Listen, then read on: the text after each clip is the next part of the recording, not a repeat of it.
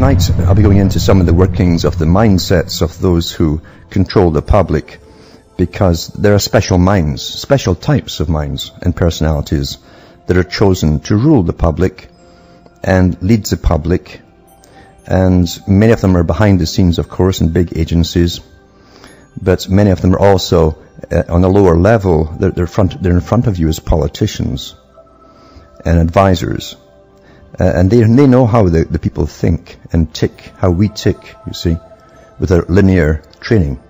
They're non-linear in their attitudes. They do have psychopathic qualities. That's an essential to get up there, in fact, just like the CEOs of the biggest corporations in the planet, whose job it is just to make as much money as they can for themselves, first of all, then the company, and to make people buy products through their understanding of human nature. A nature which they don't share with you, but they understand yours very, very well. Because we truly are run by psychopathic personalities that are chosen by even better psychopaths or older psychopaths above them for the particular traits that they have. Now, psychopaths are fantastic persuaders, and they have charisma, and they're ideal for political jobs. The low type who get in trouble with the law, they either swindle people or con them, and they're always very charming. Again, the same traits as the ones who are more intelligent, and they have a knack of being friendly to everyone. They can be your best friend, in fact. That's how they come on to people, and they do it instinctively. They don't have to be taught this. They feel nothing, really.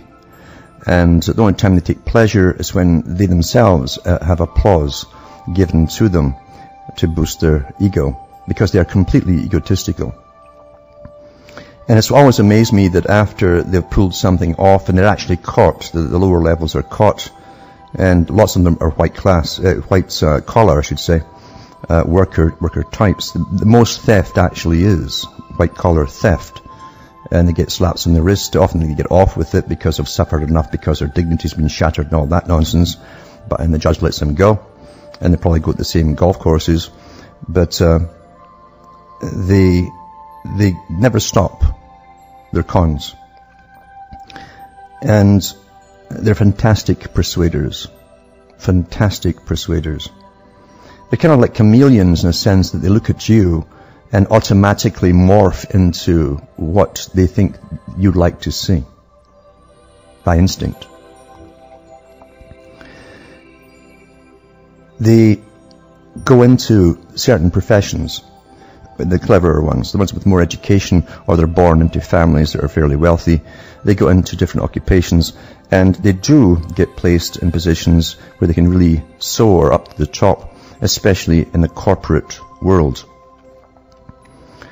If they don't go into that, they'll go into politics. Again, easy money, fast in. And if you look at politicians, I don't know about the US, but in Canada and Britain and other countries, they often publish the record of these people when they're running for politics.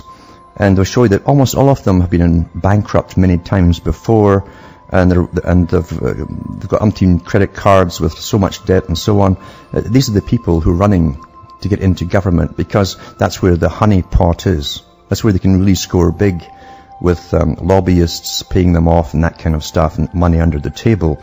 And they can also help themselves to the big taxpayer honeypot, which they do copiously.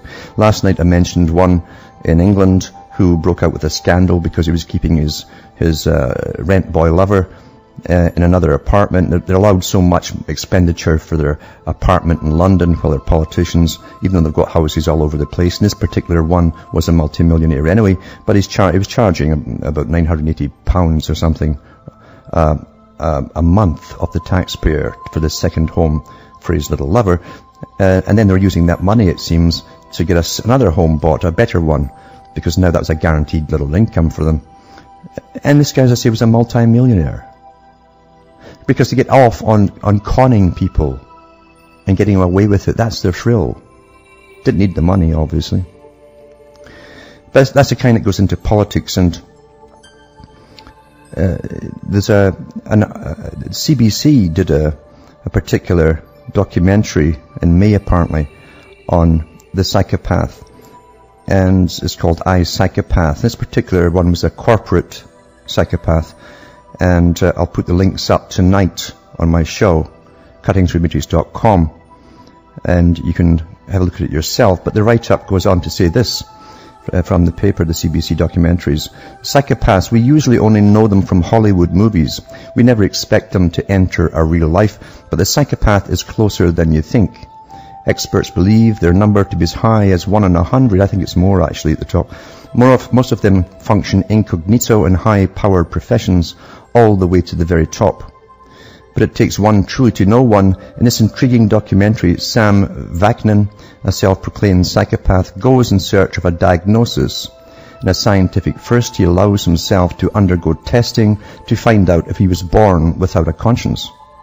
He knows he's narcissistic and cannot empathize with others. By his own admission, he's pompous, grandiose, repulsive and contradictory, ruthless and devoid of scruples, capricious and unfathomable. But he believes he's not a bad person. They all believe that, actually. No matter what they've done, they believe they're not a bad person. It says what he is different. He couldn't care less. Unless, of course, the topic is himself. So Vaknin and his long-suffering but ever-loyal wife, Lydia, embark on a diagnostic road trip. But it's uncharted territory deep into the mind and life of a psychopath. The 47-year-old convicted corporate criminal has agreed to take part in the pursuit of his own diagnosis. That rings a bell. I think it's been done before, maybe by the BBC a long time ago. So these experts put Vaknin and his wife through a battery of rigorous and psychological tests and neuroscientific experiments. And as I say, I'll put the links up. There's a video out there. You can have a look at it for yourself. And you should copy these things before they disappear, because things have got an awful habit of disappearing whenever I mention them. But getting back to what I'm saying tonight, and I never prepare what I'm going to talk about, and things just sort of come at the right moments. And you can string things together that you've seen recently or whatever in your minds. But the psychopath, as I say, tends to get to the top by using other people.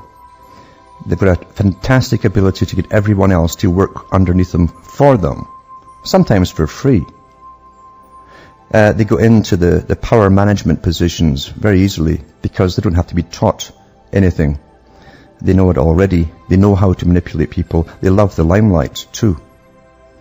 And so many of them are caught cheating. I mean, Britain is famous for this happening even right now. There's media exposures of different politicians and all the cons they've got up to in their personal lives, their rip-offs, how they've charged the taxpayer for the most frivolous things, very expensively, of course, and how they keep doing it. And we'll always get the same type going into politics. That's the type that gravitate towards power and money.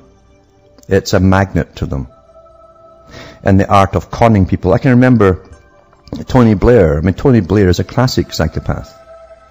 And even in his interviews, I read one on the air here, where he was interviewed after he left office as Prime Minister of Britain.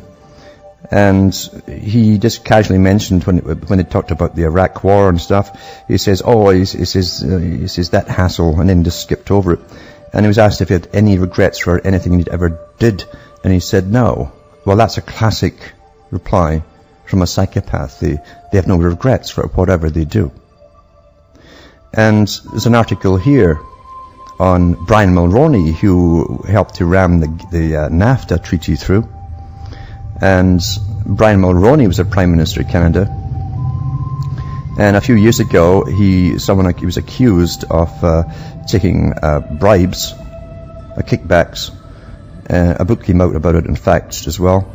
And because of it, he sued the Canadian government, and he won. And then it comes out now that actually they were right. He did take the kickbacks. And they're asking him to get the money back from him that he got from the taxpayers for winning his case. This article here is pretty standard. It's former Canadian Prime Minister Brian Mulroney sits before the House of Commons Ethics Committee in Ottawa in December 2007. Justice Jeffrey Oliphant found Mulroney violated the ethics code that guided parliamentarians, and says The former Prime Minister Brian Mulroney won a $2.1 million libel settlement under false pretenses, and the Conservative government should force him to repay it, Liberal leader Michael Ignatieff says. Ignatieff's call Tuesday was echoed by the New Democrats. They're a bit further left than Marx, and Bloc MPs, all of whom have jumped on the findings of a federal inquiry into the Mulroney-Schreiber affair to renew calls for the former Tory leader to pay or repay the out-of-court settlements he won back in 1997. So anyway, it was all to do with a big deal the government was paying for. See, big money, and you realize that this big money goes out in federal contracts and purchases, and they were buying all these aircraft for Air Canada. And there were kickbacks to Mulroney. And a man came up to Schreiber and says, it's a standard procedure. We bribe people all the time for contracts. The general public, being naive, think, yeah, the government puts up tenders and people put in their bids and the best person gets it. That's not how it works. No, they all put in their bribes. The ones at least are chosen to possibly get the job. The ones who do it honestly will never get a contract coming their way. But Brian Mulroney also, as I say, he helped ram through he ran to get into government as the head of the Conservative Party by saying he was not for NAFTA, that was a precursor that led up to the free trade deal, that led up to the NAFTA negotiation. But after 2 weeks that he was in, he changed his mind and suddenly he was a proponent. In fact, he was a leader for it. Chrétien did the same thing after him. He ran against it to get in because he knew the taxpayers didn't want it. And when he was in, he became the champion as well. See, they're all psychopathic. But Brian Mulroney did tell the truth when he was out of politics. In an interview at the CBC, he was asked if NAFTA that he'd really rammed through and signed and so on, if it really would be good for Canada. And at the time he'd said, when he was pushing it, he said, oh, it was the greatest thing, we couldn't survive without it. But on the interview, when he was out of Parliament, he said, well, to be honest with you, I don't really know. He says, time will tell. So they can be honest, you see, when they're off the hook for something and they're not going to get, it's over and done with. It's like rapists as well. They can be very clever, and when they're caught, they like to brag to the press how clever they were and how they did it. It's the same MO. They're psychopathic, you see. And we run by these crooks. This is the system that they basically rule over. And they look after each other because they all have so much dope on each other, blackmailable stuff, that they all have to stick together and cover each other. The last thing they want are inquiries into anybody near them that might lead to them. Talking about the ones who rule over us. And the psychopath gets into positions of politics and bureaucracies. Bureaucracies are great too. They can hide out there and become the heads of departments which are theirs, their own domains. They can rule over them and they're not accountable to the public. But they love to compromise with other agencies and other countries at times as well. And they also work with basically international organizations because everything brings money to them and status and more titles and all the rest of it. They're in everything. And they also get to the top, of course, in the police departments and security departments and so on. It goes on and on. This system, and I've said this forever, was really theirs. This is their system we live in. We're brought up in it. And don't ever underestimate them. They'll often say in some reports they're not too intelligent, and they'll give you different examples. But there's a lot of them that really are intelligent. They're creative ones as well. They're called creative psychopaths. And they certainly do understand society and how to manipulate people, whole nations if necessary, and no doubt the whole world. They get to the top of the media. They decide in their little clubs what you're going to believe, think, and what you're going to chat about. And they're very, very good at it. It works very well. They get into the business of ordering movies to be made along certain themes, or novels to be written along certain themes. There's so many ways to get ideas across to the general public, because after all, if they're the predators, they want the prey to be nice and easy, and to believe the things they're told to believe, even if it comes through fiction, which a lot of it, actually maybe most of it, does. And they're ruthless. They also have tirades of pure aggression when they're challenged about something. Utter aggression, especially their pet perversions and things like that, which they tend to go into a lot and indulge in things because they don't follow the rules of ordinary people in any area at all. They live for thrills. I've read reports so many times when new governments are elected to Canada and other countries where they have a big party for the new elected representatives and politicians, all the guys with the bankrupt credit cards and so on. And they trash the places, utterly trash them, and leave them like dumps, like garbage dumps, and vomit and everything all over the place from their wild parties. Because they don't live in the same ways, to the same standards as we do. But they demand that we live at certain standards to please them. You know, law itself is simply a matter of coercion. Again, if you go into the topics that we talked about the other night there, about how you're controlled through psychologists and behaviorists, they see themselves that law really is simply coercion. It's how the public perceives the law.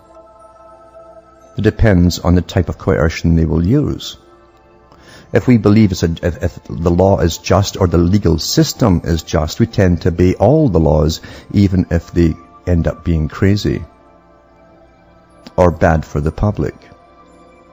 So they have ways of presenting it to the public, never for the true reasons, but always for their own ends, to manage, control the public. 9/11 has been the greatest thing that ever happened for them, to bring in their whole worldwide martial law, because one country, in one city actually, or 2 blocks in a city, were attacked. 2 towers were attacked. And people still cannot see that's kind of odd. Countries have been attacked before, but the whole world didn't go into a martial law mode all at once at the same time and take all the rights away from their peoples and tell them you have no rights nor privacy from now on. That's because, you see, the psychopaths have worked for many, many years at the tops of the countries, organizing the future for their world order, you see. There was a good book written about psychopaths, and it was pornorology, political pornorology, and the author did do studies on psychopathic personalities from the Soviet side, on his own leaders, very quietly, because they knew what the consequences would be if it was found out, the group that was involved. But they also compared them with tyrants of the past and the tyrants that they saw in the West. And they found they were all the same personality types, psychopathic. And the conclusion they came to was that we are living in a psychopathic system. It's their system. We're here to please them. We are the prey. We are the sheep, aren't we? They're the predator. Or they might say they're the shepherd, being the good psychopaths that they are. They love terminology to cloud the issues, or cloud the reality of it. So therefore, they said they always give you 2. Ultimately, when there's so many of them at the top, a psychopathic culture, which the people themselves, although not psychopaths, will emulate. And out of it you come corruption, dog eat dog, debasement, and all morality.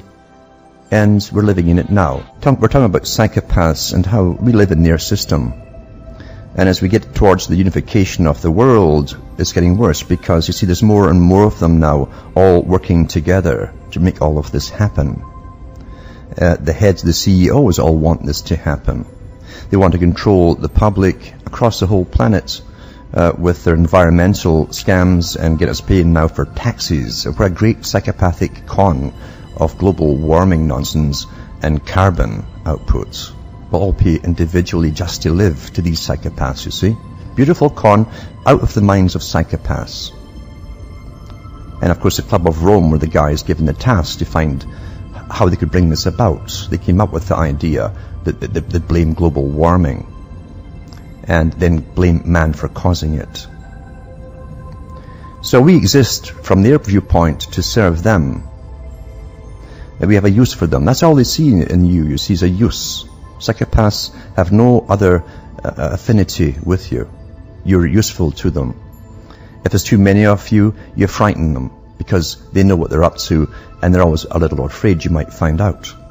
So they like to keep you down to certain numbers. That's why in the past, great kings and so on, who were generally called great because they slaughtered peoples every so often, were psychopaths, and that's what they were doing. They'd kill off a certain amount of their own numbers at times to make them feel safer. I'm going to give you an instance here, for instance, of Britain, with all of the scandals about the expenses, scandals, millions and millions of pounds getting ripped off the taxpayers for these scam politicians' expenses in their accounts. There have been so many mentioned in the last year or so, and there's so many more coming all the time. And yet the people in Britain are so apathetic, because you see, the Sunstein characters that go into countries and like they do with little groups that form. Remember, I read that article in the papers where Sunstein, who works with Obama now, and Harvard University, and behaviorists, Sunstein said if you want to get rid of a group that's causing a problem, you infiltrate them, you put points across, incognito, from internet, that kind of stuff, and you gradually, what you do is you take the fights out of them by making them question their causes in the first place, till they're not sure of anything anymore. Now, how did he know this? Well, you see, the same behaviorists have been using the sciences on countries for a long time. Whole countries, not just little groups, to deculturalize them, knocking down your basic religions, the things that made you come together as a people, your commonalities with each other, and how the system worked for you all together. And they break it apart and break it apart, and bingo, now you're ready to join the whole world without much of a protest, because you're apathetic. You're saying, well, what does it mean to be British, or what does it mean to be Canadian? That's in the papers today, in fact. What is a Canadian? That's their favourite one that they start off on, and gradually convince you there's no such thing. And the same with the US as well, you see. Sunstein took techniques. He's working right now with Obama, doing more of it, and a lot of his cohorts too. But here's Britain here, who's totally deculturalized. Remember, I've read the article from Tony Blair, from his assistant, his secretary, who was told, we're going to destroy the whole culture of Britain, so that when he leaves politics, it could never go back to being a sort of uniform culture with a tradition or whatever. And that's happened very successfully. It wasn't just him, of course. They had a whole bunch of psychopaths helping him, and specialists. But this article here is from Mail Online. As they're all ripping off the publics, they've been losing their homes like crazy. It's the same in the US and elsewhere too. They've got this massive debt to pay because of psychopaths and really dealing in the banking profession. Yep, psychopaths rule that because it's all chronology. Banking's all chronology. UK families face the highest inflation in the Western world as the food prices rocket and the pound plunges. That was the 2nd of June. Rising food bills have driven Britain's food bills, right? Your food bill, your basic stuff, has driven Britain's inflation rate to the highest in the Western world. The UK's consumer price index figure of 3.7% is 2 or 3 times higher than similar economies across Europe and beyond. New figures from the Organisation for Economic Cooperation and Development, interesting organisation to look into, by the way, because you tax fund it, and it all works through the United Nations. Every country's got their department sent over there. Great retirement place for politicians to work. Suggests British families are suffering far more than counterparts across the globe. Then they give you all the stats here for different countries and show you how bad Britain is. And its burgeoning bills. It says the food inflation rate in the country is about 2.8% compared to 1.2% in Germany, 0.8% in France, 0.7% in Belgium, and so on and so on. So you see, that's what they've done to one country that doesn't know what it is anymore. They don't know what they are anymore. And they're all trained to watch the TV all the time with their awful fictional programming that's debased them to a level they've never ever seen before. And because they emulate what they see, you see, in their own personal lives. Psychopaths know that too. That's why so many of them go into acting and become producers as well. And You follow that up with this article from the Mail Online. And it's 2nd of June again, same day. Snouts, that's your noses in the trough after civil servants soaring pay. They get themselves a 20% rise in their bonuses. Now the country's falling apart, but they're all getting bonuses. They give themselves bonuses. Thousands of Whitehall mandarins, there you go, mandarins. They don't call them czars, but they're mandarins over there, saw their bonuses soar by up to 20% last year. That was despite repeated pledges by ministers, that's politicians, to crack down on public sector profligacy. And it follows yesterday's astonishing revelation that there were 172 senior civil servants who earn over £150,000. I was reading it yesterday. There are £250,000 some of them earn and so on. But they've given themselves a 20% rise in their bonuses where everyone's losing their homes and they can hardly afford their food. You see, there's no end to the greed of the psychopath. Some of them are more intelligent. They'll try to string it out or get loans to tone it down in countries. And they play that loan game as long as they can, rather than let the public know how bad it is and have them all in a riot. Mind you, they've also prepared for rioting under the guise of terrorism. They knew all this stage would come one day, you see. And that's interesting too, because the Queen gave her speech there, and by gum, she says, Britain's going to go so green. That's the way the future, going green. And then she asked for a £6 million pay increase. No problems asking for that one from one of the richest people on the planet, for waving her hand. That's the world. This is the real world that we live in. It's run by con men and women, and they have the art of conology. Now, conology, as are all good cons, needs participation on the victim. The victim must fall for them. They must like them, in fact, and they do. You can like your abuser because they're so darn charming at times. When you're in the presence of a politician and you're a voter and they fix eyes on you, you're the only person in the world. That's how you'll feel. And you'll be so blushingly grateful to them when they go into politics that you'll stand by them unless that vision wears off with reality coming through. Sad statement, but that's true. People participate in their own demise. And they've been trained by specialists again in behaviorism that special people and experts should rule over them. That was the Bertrand Russell and the Macy Group philosophy. The people were too ignorant and stupid to rule themselves, so we have to do it for them. And teach them how to live, teach them how to behave, and to produce and all the rest of it, and do as they're told. And that's the society that you have today.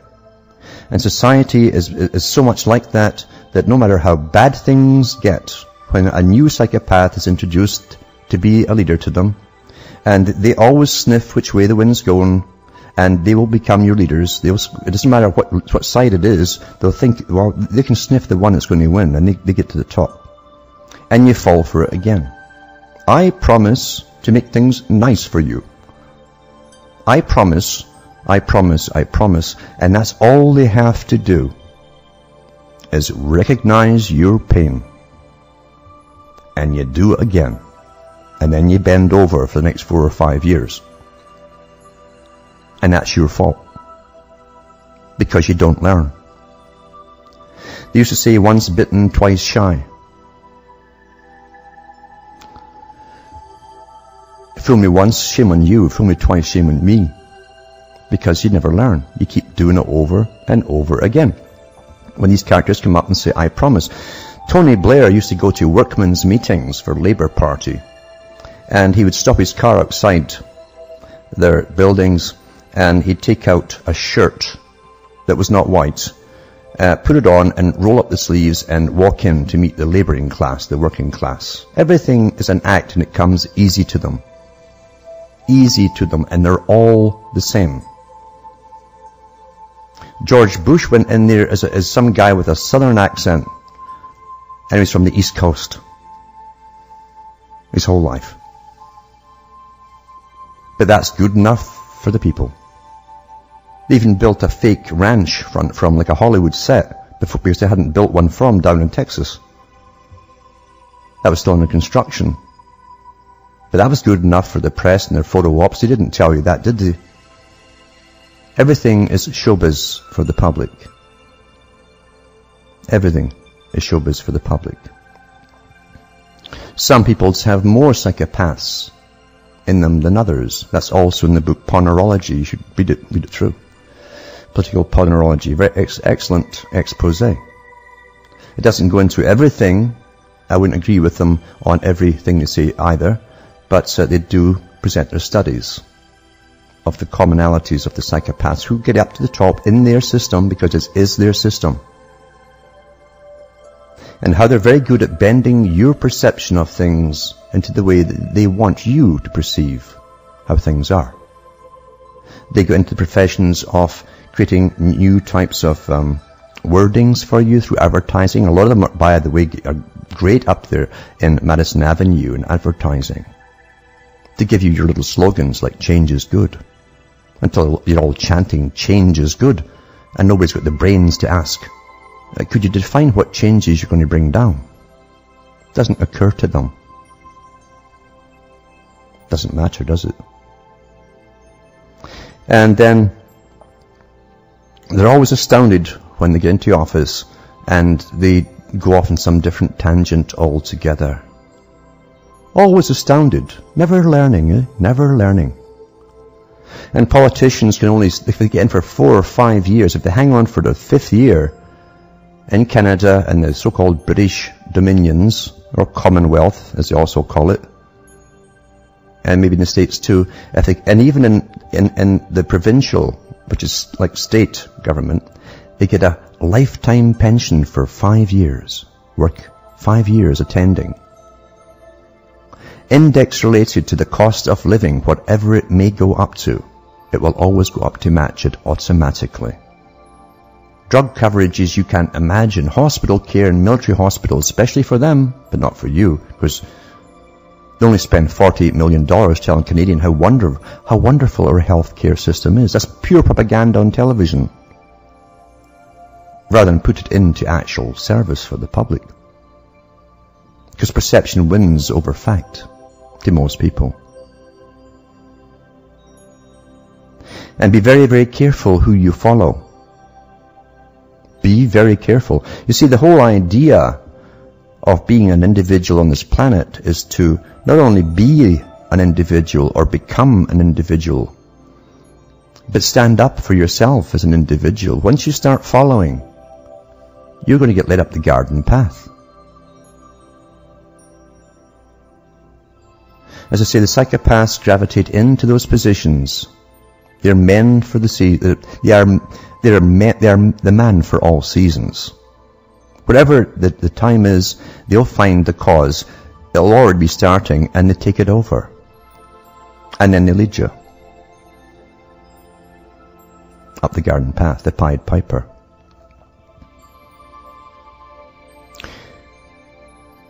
I've read articles where those who are into the neurosciences, which are also related big time to behaviorism and psychology, and how they're using this from all the top departments all down on you, even through your media presentation on mainstream, and how they can literally guide hold peoples along a certain path so that next day they know they're all talking about what they told you to talk about. And they even take polls on this all the time to make sure you're all talking about what they give you to talk about. And when they give you a new leader that's going to get the last bunch out and so on, they'll tell you who he's named. And all this nonsense about them, a fictitious character is built around them, a personality. And you swallow that too.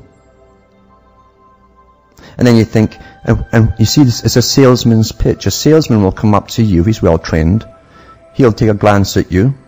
He'll emulate the way you're standing. If your arm is here, his arm will be there too. And before you know it, when you're chatting, you'll feel like you're best friends with this person. You don't realize he's mimicking you. Even how you reply to things with a uh-huh or okay, or he'll do the same things. And he's mimicking, he's mirroring you back to yourself. So you feel so comfortable. And he'll do all this stuff before he makes the sales pitch. And you'll fall for it because now you feel so friendly with them. You have a guilt trip to back out. And that's what leaders do as well. They know what's being said out there because they've got all these teams getting paid millions of dollars to grab all this data, what the public want. And they'll tell you what you want. And they'll say, this is what I want. And you fall for it.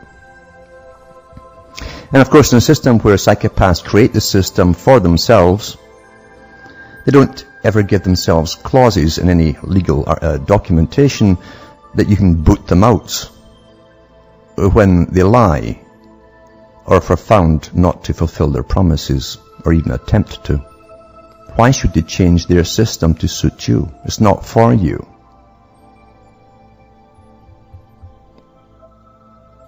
And then there's other psychopaths too who, if they weren't in certain jobs, would be out there raping on the street and murdering people. Instead, you put them in uniform, put them at the top, give them authorization to do so, and they love their work.